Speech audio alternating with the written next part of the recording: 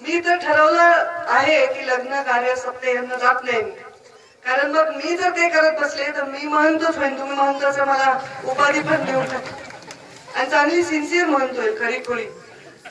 आणि मी म्हणतो झाले तर मग राजकारणात तुम्ही येऊ शकणार नाहीत, अवघड परिस्थिती होईल आणि मग समाजाची सत्ताही जाईल आणि सत्तेही जाईल. आणि म्हणून मग मला माझं कर्तव्य करणं भाग आहे. म्हणून ज्यांनी त्याचं काम करावं. तुम्ही समाजामध्ये राहून समाजाच्या मनामध्ये आलेली विषण्णता निराशा ही अध्यात्माच्या माध्यमातून धुवून काढणं तुमचं काम आहे. आणि समाजामध्ये आलेली ही निराशा ही विषण्णता ही विकासाच्या माध्यमातून त्याला वेगळी दिशा देणं हे आमचं राज्यकर्त्यांचं काम आहे. राजकारण आणि समाजकारण आणि धर्मकारण हे वेगवेगळं करता येत नाही. हे आपल्याला अनेक आपल्या इतिहासातल्या उदाहरणांपासून आपल्याला शिवरायांनी सुद्धा धर्म आणि राजकारण एकत्र करून केलं. आपल्या मुंडे साहेबांनी बाबासाहेब आंबेडकरांनी एक समाजाला ओळख दिली. बाबासाहेब आंबेडकर मोठे का बुद्ध मोठे अशी चर्चा कोणी केली नाही. एक श्रद्धास्थान आहे आणि एक ताकदीचं स्थान आहे. एक आपल्यासाठी श्रद्धाचं स्थान आहे आणि एकाने आपल्याला ओळख दिलेली आहे. ह्या दोन गोष्टी वेगळ्या आहेत.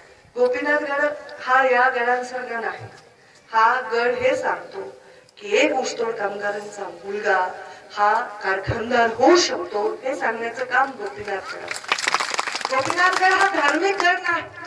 माझ्या वडिलांनी जे काम केलं ते त्या गरीबाला प्रेरणा द्यावी, ज्याला निराशा आली आहे, ज्याला जीवनामध्ये पुढे जायचं सुचत नाही, त्यांनी तिथे यावं आणि तिथून प्रेरणा घेऊन जावी की शून्यातून आपलं विश्व निर्माण करत असताना समाजाला ओळख देणारा एक असा नेता होऊन घ्या. इतिहास आपण का बघतो परत परत, तर इतिहासातून आपल्याला प्रेरणा मिळते आणि म्हणून त्याच्यासाठी तो गड निर्माण झालेला आहे.